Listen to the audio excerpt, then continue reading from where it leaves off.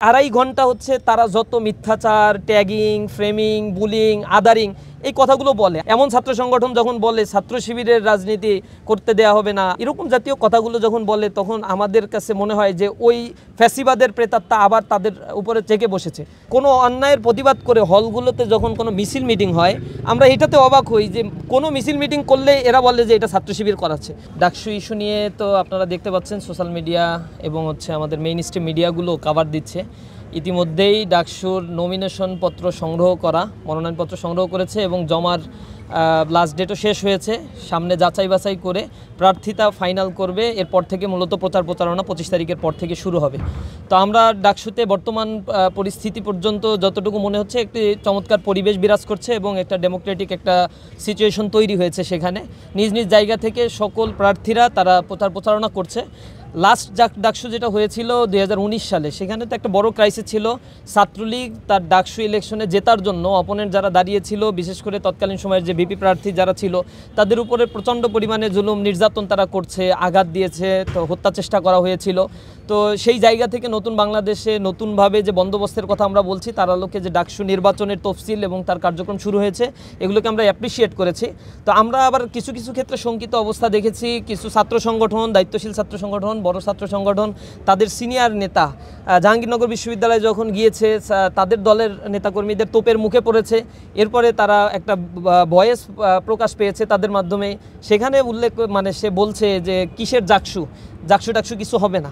তার মানে এই শব্দগুলো আমাদেরকে আতঙ্কগ্রস্ত করে ফেলে। সামনে ডাকসু ইলেকশনের ক্ষেত্রে তারা কোনো ধরনের কনস্পাইরেসি করছে কিনা এবং ডাকসু বানচাল করার জন্য অন্য কোনো পন্থা অবলম্বন করে কোনো ধরনের সিচুয়েশন ক্রিয়েট করতে চায় কিনা। দ্বিতীয়ত আমরা প্রশাসনের কাছে আহ্বান জানাই, নিরাপদ ক্যাম্পাস নিশ্চিত করতে হবে এবং ডাকসু ইলেকশনের জন্য সকল প্রার্থী যারা ঘোষিত হয়েছে তাদের নিরাপত্তাও নিশ্চিত করা প্রশাসনের দায়িত্ব এবং সুন্দর একটি পরিবেশ সৃষ্টি করবে তারা, এটা তাদের কাছে প্রত্যাশা।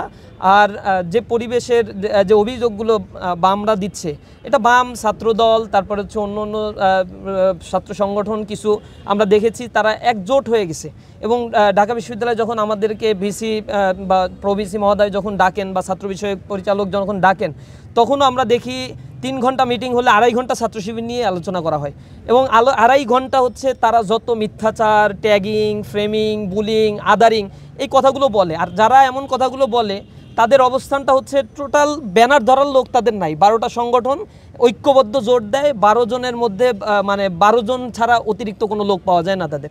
এমন ছাত্র সংগঠন যখন বলে ছাত্র শিবিরের রাজনীতি করতে দেয়া হবে না, আবার বলে মনোনয়নপত্র ছাত্র শিবিরকে ছাত্র সংসদ নির্বাচন করতে দেওয়া হবে না, তাদের মনোনয়নপত্র জমা নেওয়া হবে না, এরকম জাতীয় কথাগুলো যখন বলে, তখন আমাদের কাছে মনে হয় যে ওই ফ্যাসিবাদের প্রেতাত্মা আবার তাদের উপরে চেকে বসেছে।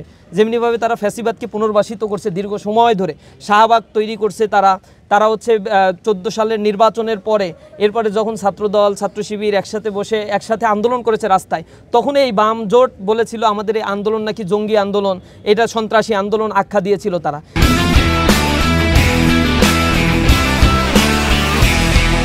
এভাবে করে একের পর এক লাল সন্ত্রাসের তারা ডাক দেয়।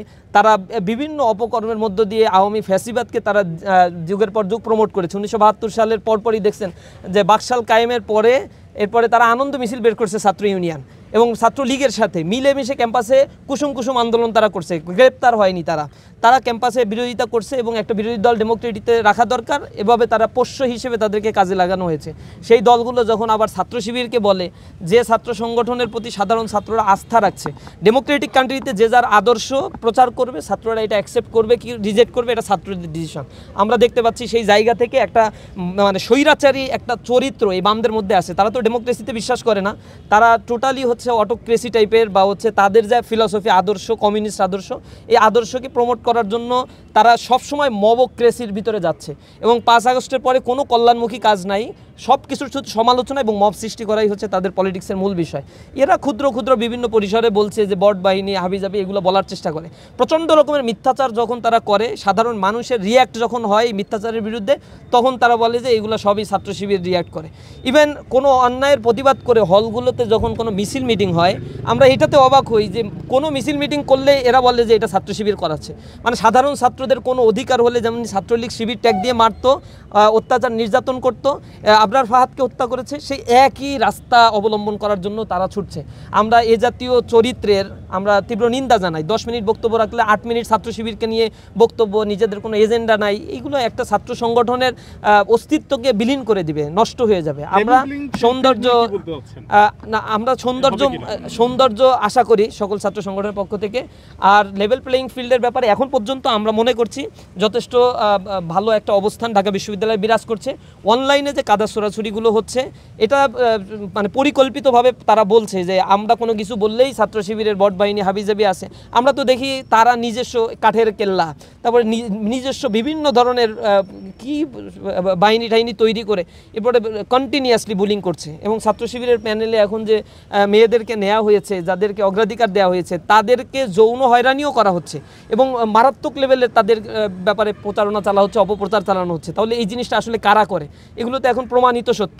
সুতরাং এই জিনিসগুলো বলে আসলে ছাত্রদের কাছ থেকে ছাত্র শিবিরকে বিচ্ছিন্ন করা যাবে না।